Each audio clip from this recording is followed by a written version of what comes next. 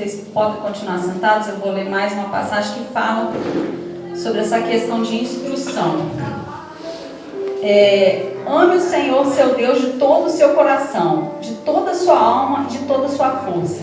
Guarde sempre no coração as palavras que hoje eu lhe dou. Repita-as com frequência a seus filhos. Converse a respeito delas quando estiver em casa e quando estiver caminhando, quando se deitar e quando se levantar.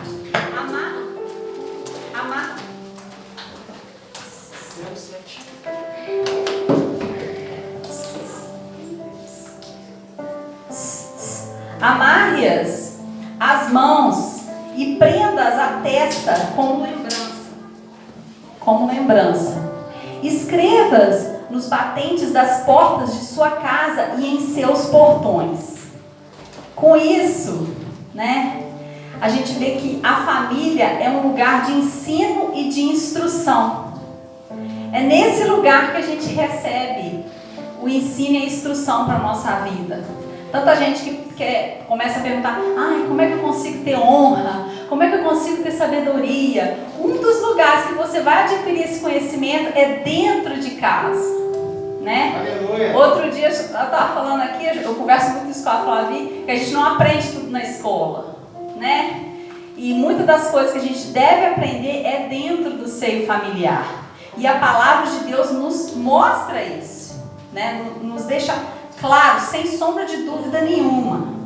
Então, muitas das vezes a gente quer delegar a educação dos nossos filhos, até a nossa própria mesmo, para instituições, para governos, às vezes até para a igreja. A igreja faz parte, mas boa parte, a gente recebe dentro do lar, dentro desse seio familiar. E a família também é um lugar de bênção. Então a gente vai trazendo aí o que é a família, qual que é a importância da família na nossa vida, qual que é a função da família na nossa vida, à luz da palavra de Deus. Então a família é um lugar de bênção. Em Salmo 68:6 diz: Deus dá uma família aos que vivem sós, liberta os presos e os faz prosperar. Os rebeldes, porém, ele faz morar em terra árida. Aleluia.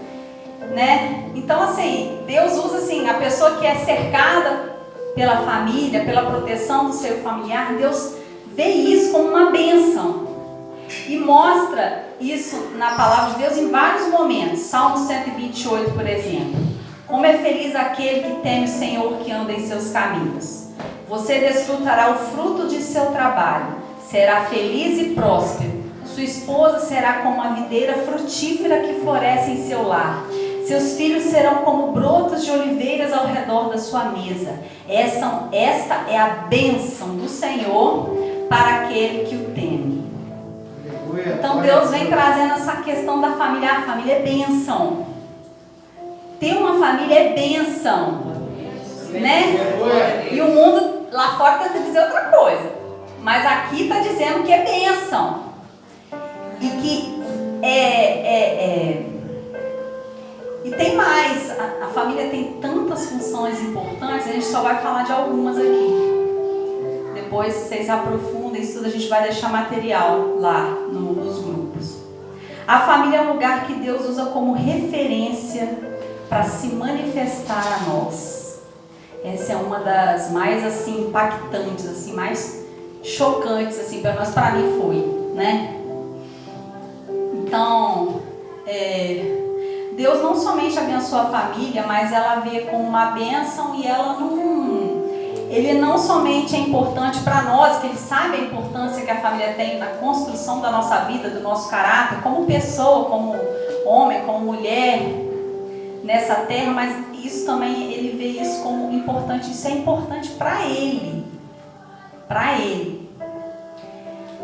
E, por exemplo, em Gênesis, na questão de Noé, em Gênesis, em Abraão. Então, muitos de nós a gente tenta separar as coisas, Vida familiar, vida espiritual, vida profissional, a gente tenta separar as coisas, colocar as coisas em caixas separadas, A gente acha que às vezes isso nos organiza, mas às vezes nos atrapalha. Por quê? Na questão da família, a família e a sua vida espiritual, uma coisa Deus ligou à outra, né? Deus juntou uma coisa com a outra.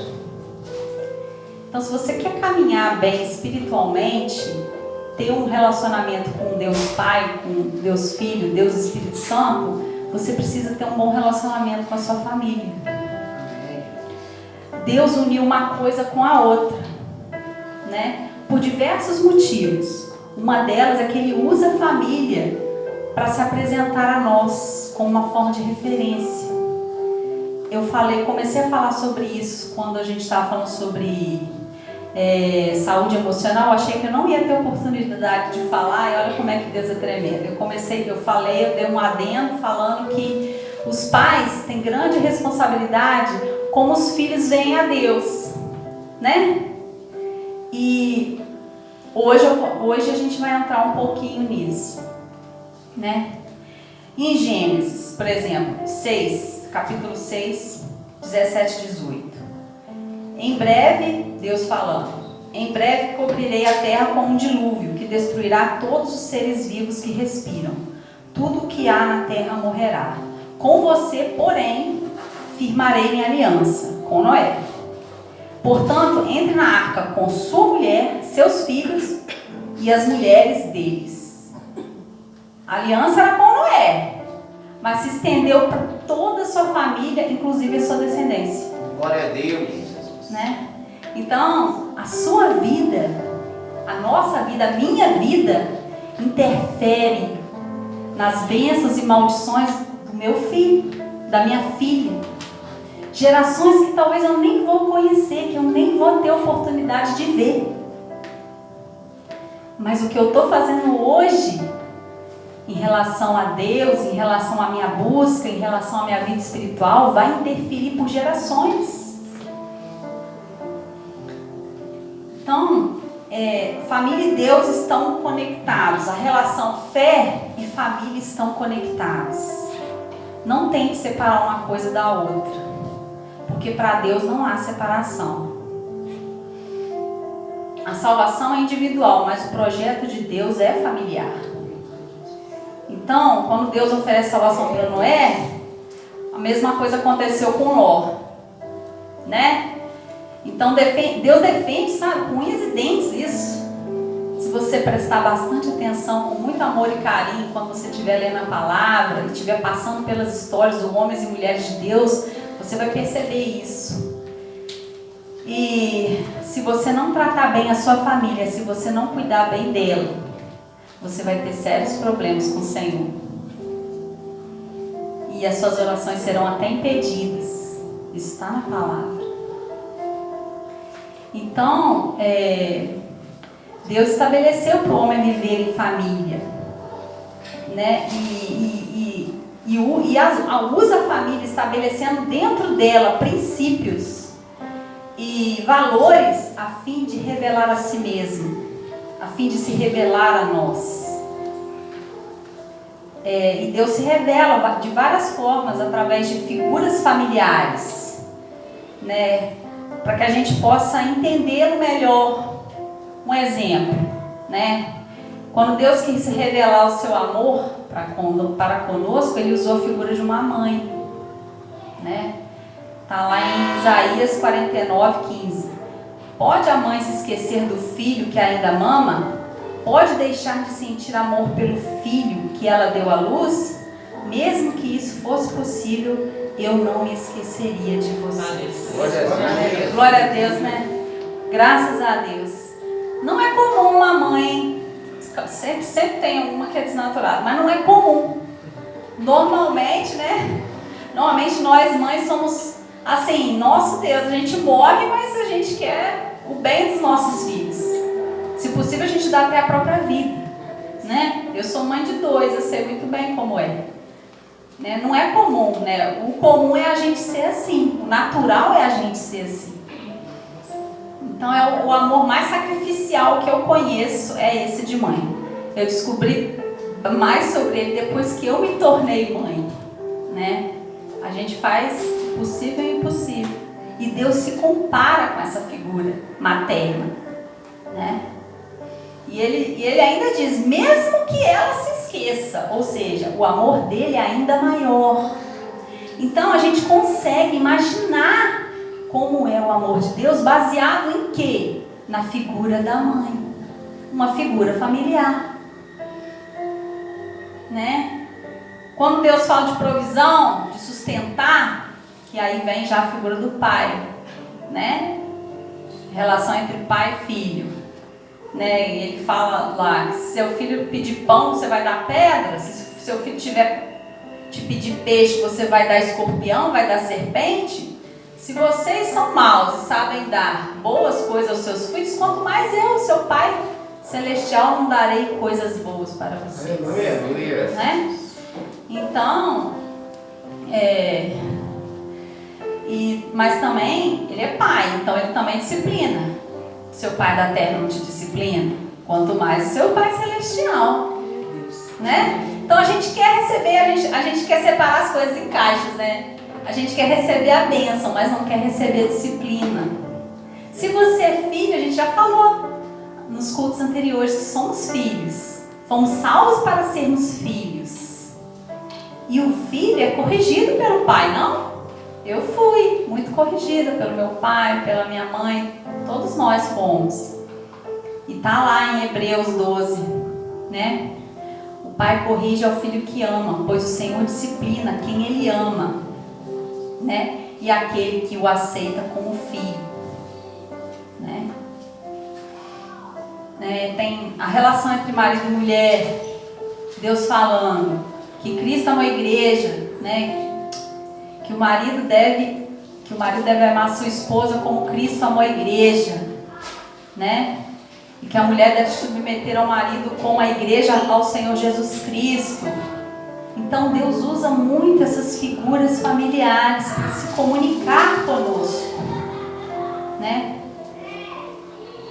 E temos assim um paralelo de todas as relações familiares dentro da palavra de Deus: pai, filho, marido, mulher, né? E além da família terrena, temos uma família celestial. Isso está em Efésios 2,19. Membros da família de Deus, portanto, vocês já não são estranhos e forasteiros, mas co-cidadãos do povo santo e membros da família de Deus. Então, temos mais de uma família. Temos a nossa família aqui e temos a família de Deus. Então, assim, Deus não quis nunca que a gente ficasse sozinho. E a criação do homem foi o aumento da família dele, né? E Deus Pai, Deus Filho, Deus Espírito Santo, eles são uma família, né? Eles são uma família, não da mesma forma dos padrões humanos, né? Daqui da terra, mas eles são uma família, um exaltando o outro em amor o tempo inteiro, um falando do outro, um dependendo do outro, cada um com a sua função, né? Específica, né? E eles se comunicando entre eles ali. Se a gente conseguisse adotar essa visão, esse estilo, né? Essa mentalidade de Deus dentro da família, da nossa família aqui, da terra, muitos dos nossos problemas seriam resolvidos. Então a gente tem que olhar não daqui para cima, mas o oposto, de cima para baixo. Às vezes a gente fica tentando comparar, mas peraí, Deus Pai, Deus Filho e Deus Espírito Santo. Então, o Espírito Santo é a mãe nesse papel. Não, não é assim que você tem que olhar. Você tem que olhar de cima para a perspectiva terrena. Quer dizer, não, Deus Pai, Ele provê e mandou seu Filho. E o Filho exalta o Pai, dizendo o tempo todo que só faz aquilo que viu o Pai fazer e cumpre aquilo que Deus ordenou que Ele fizesse. E que Ele ia mandar o Consolador, o Espírito Santo, né, através da vida dele, através do sacrifício dele, um ali em amor, em exaltação, exaltando o outro. Em nenhum momento eu vejo Deus depreciar o Filho, porque ele é menor, ou Jesus falando que o Espírito Santo é menor do que ele, porque ele fez o sacrifício da cruz. Não tem isso lá. Não tem isso na Bíblia. Não tem. Muito pelo contrário, eles falam, não, nós somos um. Nós somos um. Né? E a questão que eu comecei falando no culto de saúde emocional e não terminei, e hoje eu vou ter a oportunidade de falar um pouco mais. A visão que eu passo a ter de família, ela interfere na visão que eu passo a ter de Deus. Aleluia. E isso traz para nós, membros das nossas famílias terrenas, pais, mães, grande responsabilidade. É uma lente, né? É um filtro que nos permite entender, ou não, né? Quem Deus é. E me relacionar direito ou não com Deus. Nessa relação aí. Através de uma perspectiva correta ou não. Então, em Salmo 27, mesmo que meu pai e minha mãe me abandonem, o Senhor me acolherá. Aleluia. Então não é porque a sua família terrena às vezes falhou com você, a família celestial vai falhar com você. Então às vezes você não tem uma visão muito correta do que é um pai na sua vida. Eu passei por isso. E para mim foi mais difícil, eu tive que buscar mais, eu tive que estudar mais, eu tive que ler mais para me poder construir a imagem correta, para eu poder de fato adorar a Deus em espírito e em verdade, em totalidade, entrega completa, porque a visão que eu tinha de pai era deturpada. Isso me atrapalhava, eu não conseguia me entregar a Deus na totalidade da minha alma, na totalidade do meu coração. Eu levei alguns anos para eu conseguir, de fato, o Espírito Santo foi me conduzindo nessa busca, para eu fazer uma imagem correta do Pai, da figura de Pai. E quando eu consegui, aí de fato eu me entreguei. E aí foi lindo. Glória a Deus, aleluia. Aí foi glorioso, foi maravilhoso. Foi outro sentimento, outro gosto, outro sabor. Entende? E tem muitas pessoas que têm essa dificuldade. Porque às vezes tem essa visão ruim do pai. Por quê? Porque a referência terrena não foi corretamente estabelecida. E isso está te prejudicando, às vezes até hoje, a ter um relacionamento mais íntimo com seu Pai Celestial. Né? E esse culto hoje é para isso. Deus está trazendo para desconstruir isso. Para te mostrar um caminho de cura.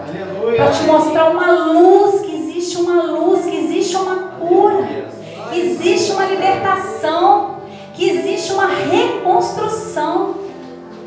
Né? E um alerta para nós que somos pais e mães hoje, que somos responsáveis pela visão que os nossos filhos terão do nosso Deus. Aleluia, Jesus. Amém. Aleluia. E por fim, para termos uma igreja forte, a gente precisa de famílias fortes. Por que o inimigo então está investindo tanto contra as famílias? Olha a dificuldade, eu falo por mim. A dificuldade que foi para me entregar de fato ao nosso paizinho, ao nosso Deus.